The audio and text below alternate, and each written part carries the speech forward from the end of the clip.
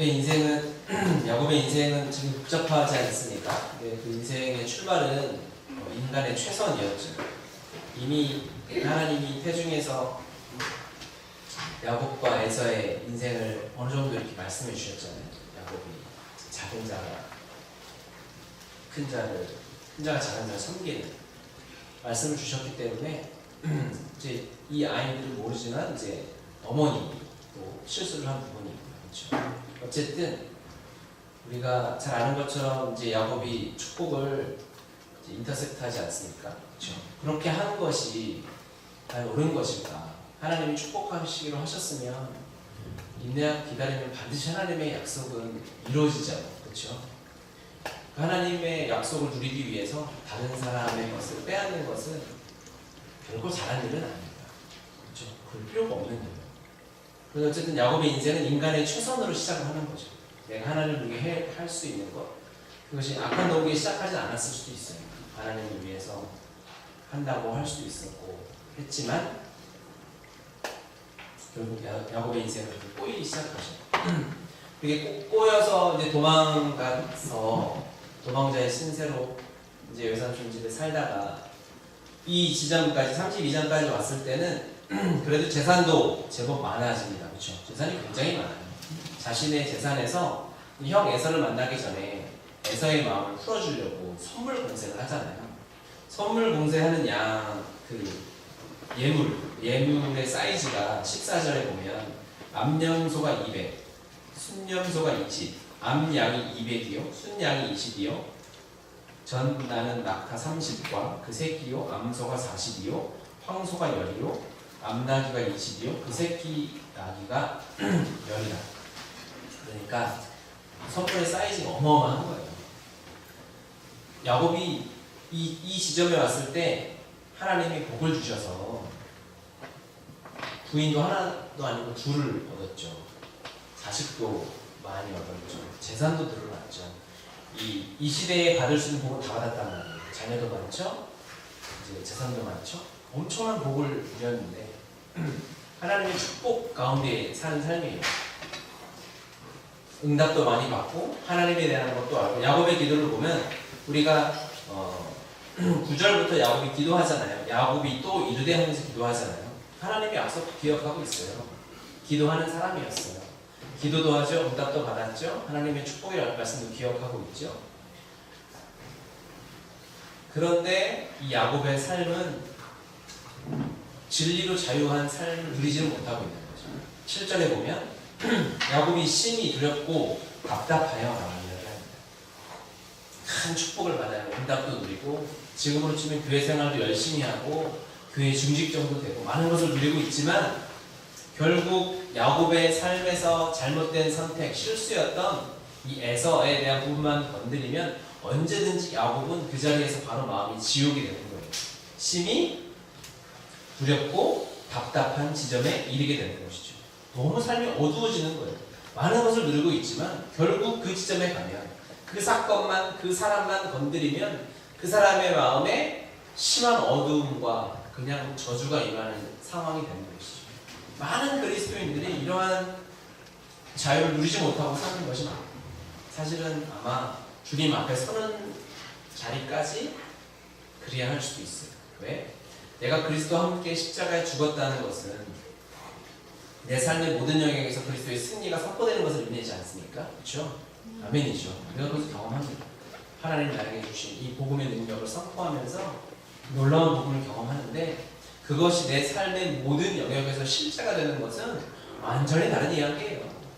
매 순간 내가 십자가에서 죽었음을 확인하는 그 복음이 날마다 살아있어야 되는 것이죠. 제가 몇 번 얘기하죠. 제가 결혼하기 전에 들었던 이 십자가의 복음과 결혼하고 들었던 복음의 내용이 완전히 내용은 같았지만 적용할 때 그 같은 믿음이 아닌 게 도저히 안 되는 거예요. 완전히 다르죠. 그리고 아이를 하나 낳았을 때 들었던 이 복음과 내가 여기서 이사역할 때 들었던 이 사람을 만날 때 들었던 이게 다 다른 거예요.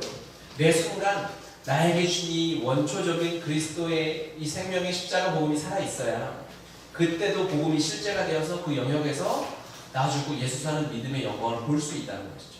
야곱은 그게 되지 않았던 거예요. 야곱은 에서라는 문제에 있어서는 알잖아요. 같이 살았으니까. 에서가 얼마나 혈기왕성하며 그가 얼마나 산단아니고 활쏘기를 좋아하고, 그러니까 내가 이렇게, 여기는 이렇게 야곱이 심히 두렵고 답답하여 라고 써있잖아요. 성경이 야곱의 삶을 다 기록할 수 없었지만 야곱이 첫째 부인을 얻고 에서 생각이 가끔 지나갈 거 아니에요. 그렇죠? 저녁 먹고 커피 마시면서 에서 떠오르면 그의 마음에는 두려움이 임하는 거예요. 무슨 말씀인지 아시겠죠? 내 삶에 여전히 사람들 앞에 드러낼 수 없고 복음의 빛이 필요한, 하나님의 영광과 하나님의 응답이 필요한 그 영역들이 있다고요. 그것이 있는 한 우리가 이 복음의 진리 앞에 서서 완전한 자유를 누리기가 어려운 거예요. 사단의 종이 되는 거죠. 제가 그때 이렇게 설교할 때 보여줬던 물통 있잖아요. 나무 물통. 그 원리하고 똑같지 않습니까? 내가 이런 부분에서는 굉장히 높은 나무에 나무대기를 쌓아놔도 한 부분이 낮으면 결국에 담을 수 있는 은혜의 깊이가, 수위가 너무 낮은 거예요. 에서가 바로 그런 삶입니다. 그러면 이러한 지점에 있어서 내가 하나님의 은혜를 알고 사는데도 불구하고 여전히 모든 사람이 이런 영역이 있습니다. 그렇죠? 있죠. 끄덕끄덕 안 하네요.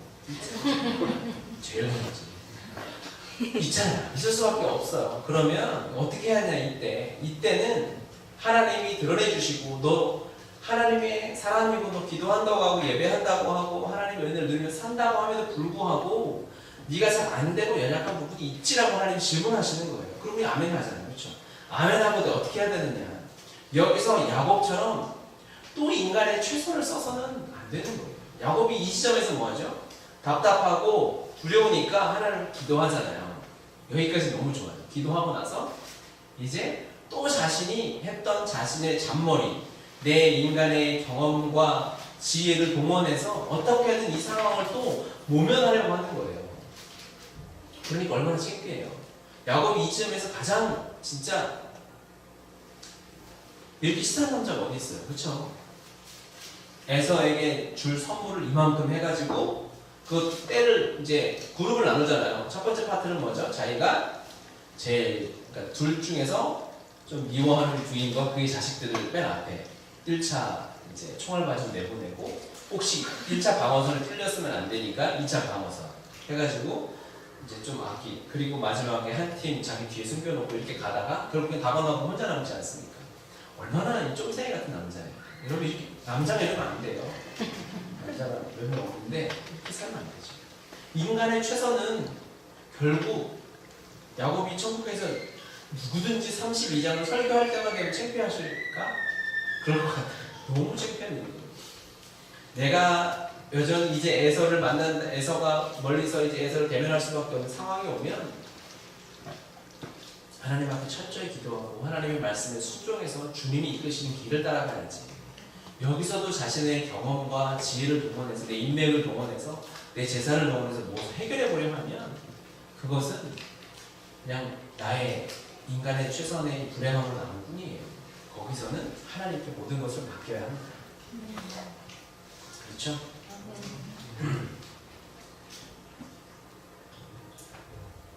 그 지점에서 우리가 이 야곱의 이야기를 통해서 정말 감사한 것은, 우리가 이 힘들고 어렵고 답답한 이 마음이 어두워지고 답답하고 창피하고 여전히 되어지지 않는 이 영역과 그 사람과 그 사건에서 하나님은 그걸 왜 허락하셨느냐, 거기서 우리가 하나님의 영광을 봐야 진짜 내 삶에 하나님의 영광을 보는 거예요. 그렇죠? 그 작은 문제를 해결하지 못하는 복음은 나에게는 복음이 아닌 거예요. 그 어떤 사람 미워하는 사람을 용서하지 못해요. 어떤 사건 앞에 내가 항상 무너져요. 내 과거의 죄 때문에 시달려요. 두려움에 사로잡혀 있어요. 근데 사실은 두려움이거든요. 이 두려움에 사로잡히게 하는 그 모든 영역에서 내가 승리하지 못하면 이 복음을 누구에게 전합니까? 나를 변화시킬 수 없는 복음은 복음이 아닌 거고, 나를 움직일 수 없는 믿음은 믿음이 아닌 거지 않습니까? 아멘이죠. 아멘. 그러면 우리 모두에게 있는 그 연약한 부분, 안타깝고 나를 두렵게 하는, 내 마음이 심히 두렵고 답답하게 하는 지점에 이르렀으면 우리는 이제 그 자리가 하나님을 만나는 자리가 됩니다.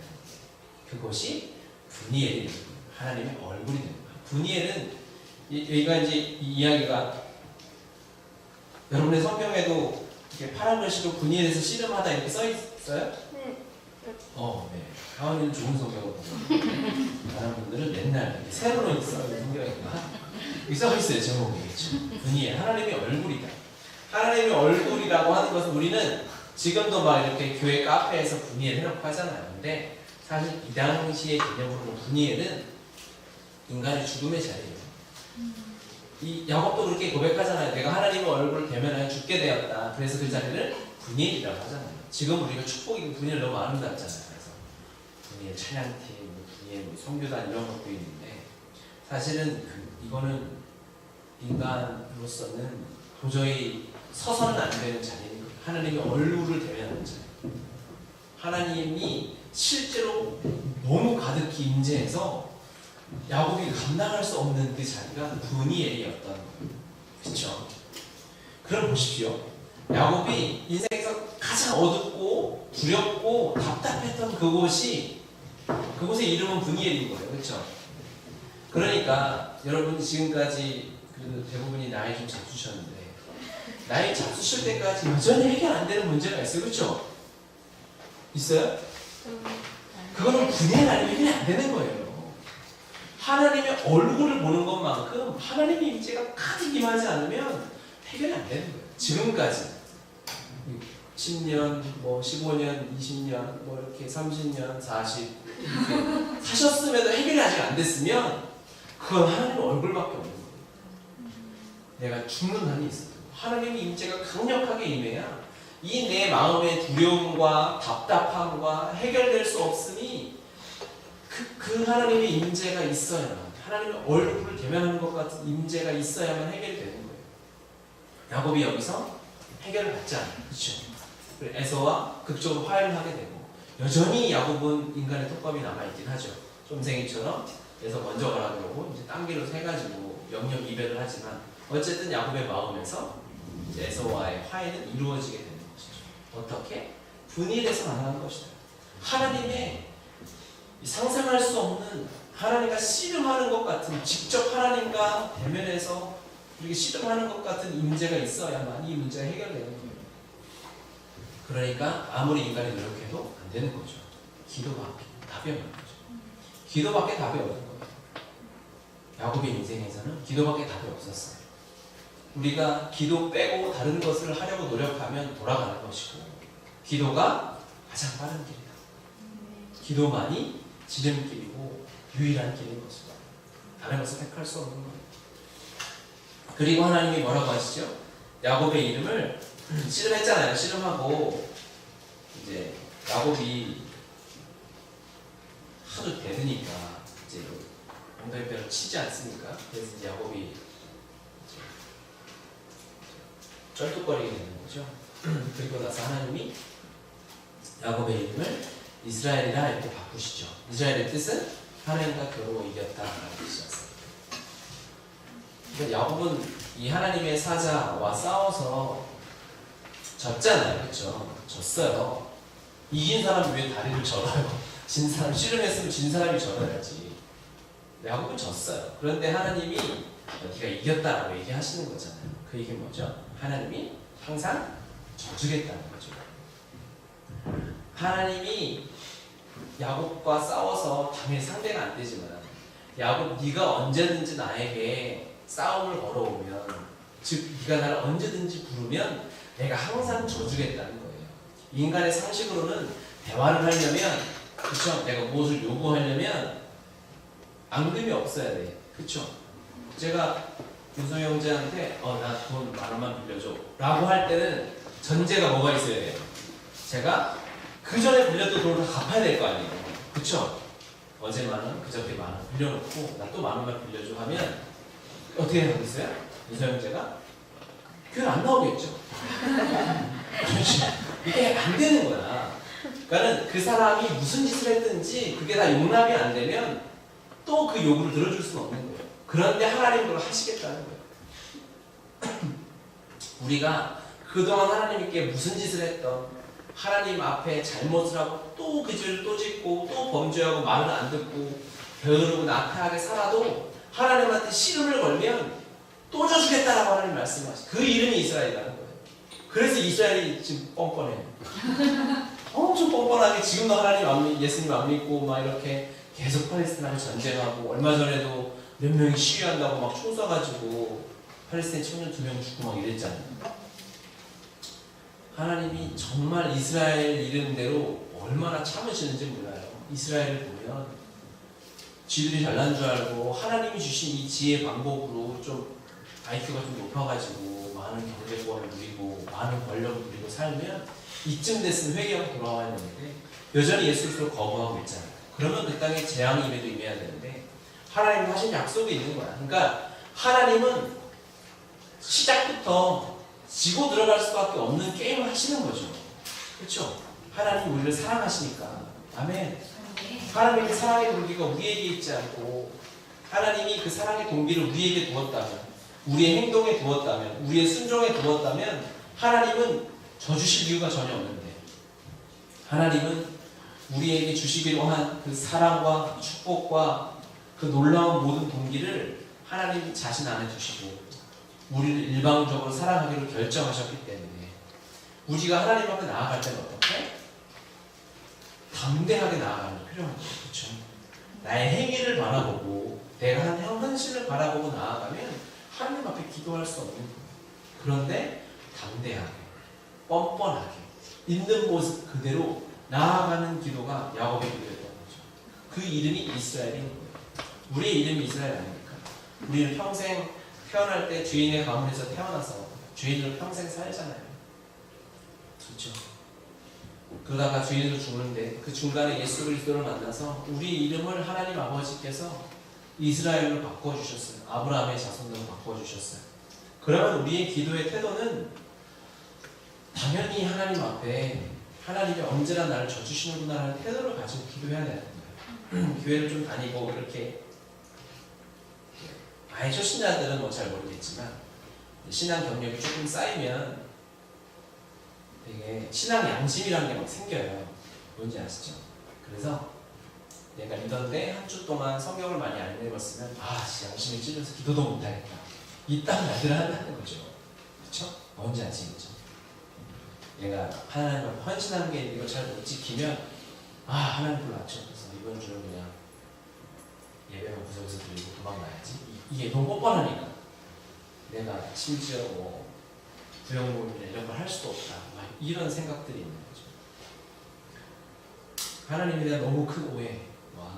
쓸데없는 신앙이야. 그걸로 차라리 길에다 쓰레기나 버리지 않는 양심으로 하면 좋은데 말도 안 되는 신앙 양심 같은 걸로 하나님 앞에 내게 주시는 것이 이만큼이니까 나는 최소한 이만큼 해야 돼. 이걸 못했을 때는 괜히 죄송해서 기도도 못하고 하나님께 나아가지도 못하고 헌신도 못하고 괜히 내가 너무 부족한 사람처럼 이렇게 되어지는데 그것은 하나님을 우리가 육신의 아버지 정도로 생각하는 거예요. 육신의 선생님 정도, 인간의 거래의 대상 정도로 생각하는 것이죠. 하나님은 그러실 분이 아니지 않습니까? 하나님은 우리의 어떠한 기도도 안 들으실 수가 없어요. 그리고 바꿔놓고 생각하면 사실 그 아이가 하나님의 자녀, 우리 같은 사람이 더 한 주간 엉터리로 살았으면 살았을수록 하나님이 더 들으실 수밖에 없겠더라고요. 당장 이야기가 그 얘기 아니겠습니까? 자기 집에 살던 그 큰아들보다 엉터리로 사는 그 아이 둘째를 더 아끼는 아버지의 마음이 드러나는 스토리잖아요. 여러분 한 주간 우리가 하나님 앞에 어떤 삶을 살았는지 그것은 정말 중요하지 않아요. 그렇죠?